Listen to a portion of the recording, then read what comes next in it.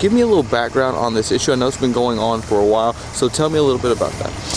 Well, the Sheriff's Office had a pay analysis done by an independent firm about 8 or 9 years ago, and nothing really was done at that point. Just kind of sat there for several years.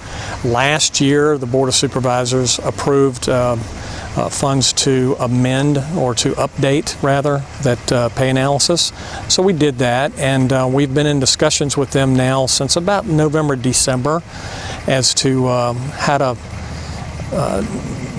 address pay disparity within the Sheriff's Office. I guess when we say pay disparity, what exactly are we talking about? We're looking at, when we say pay disparity, we're looking at internally compression that's going on internal to the agency.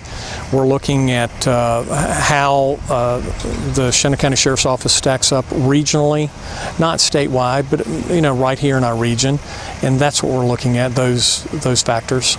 The analysis of the study came back with 3 options. The first option, or option number 1, was around $40,000, $42,000.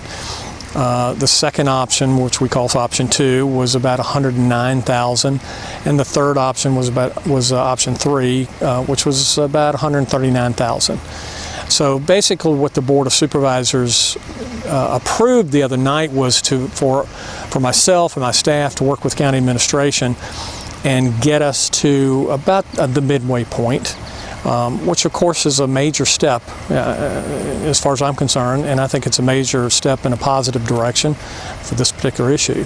Definitely. And so when we talk about this, I mean, when we say a pay disparity, are we talking $500 difference between you and the surrounding counties? Are we talking thousands of dollars for your deputies? Each of your deputies. I don't know how many you have, but are we talking about quite a high number here? Well, there's 67 full-time staff members, which includes me. Of course, I'm not part of the analysis. So you're talking about 66 people. Some of those are non-sworn. But it's hard to actually put a number on each individual person because they vary based on time and grade, and how long they've worked in the Sheriff's Office, how long they've been in that position that they're in, and that kind of thing. But and it also depends on what option you're looking at. Option number 1 was, in essence, just moving us to the county pay system. In effect, there really wasn't any type of salary adjustment with regard to that. It was just basically adjusting you to go on to wherever you're at the time. So there wouldn't have been any disparity issues dealt with. Option number 2 was move you to the county pay system, and then move certain positions with regard to those that have been compressed, longevity issues and like that, address some of those issues. Option 3 would have been, of course, a combination of option 1 and number 2, and look at surrounding areas to get us more in that market value. So we're in the middle. We're at option 2 about. We're grateful. We're pleased. And I think it's a major step in the right direction. Option number 3 was the option that was recommended by the independent analysis. It was recommended by our county administration, and it's what I recommended to the board originally. But again, we're in that option 2 area, and we're very thankful for that. And I think it's a major step in the right direction. Well, you have to look at it from the standpoint of how much you're investing in new hires. I mean, we estimate when we hire a new person, we're spending somewhere around $16,000 to $17,000 as an investment, and that's without their salary and benefits. So again, if you look at how many new hires you might have in the course of a year, we think that this helps you secure that investment better.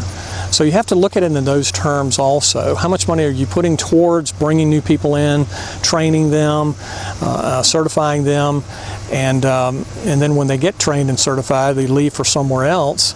How are you losing your investment? And so that's kind of where that pay disparity, because it's not hard for them to say, well, I can make more money in Page or Rockingham. Right. So then you've spent all this time training and investing, like you said, and then for a few $1,000s they go somewhere else. Right, and I want to be clear, it's not all about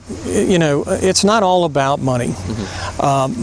But in our particular situation, you've had staff that have been part of this organization, and you've had this issue looming out here for like 9 budget cycles.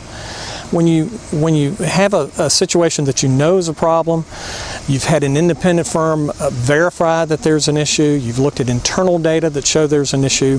I mean, we've gone for 9 budget cycles and it has been addressed. Now it's being addressed. We're grateful.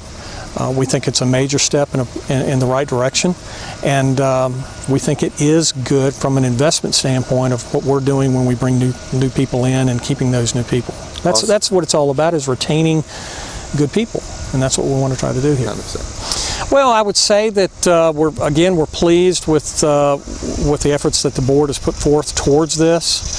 I think it's been something that's been unresolved for a long time, and I think the staff and I are very grateful, and we're hopefully we can get to the final decision, and we can move forward and move on to some other issues. Perfect.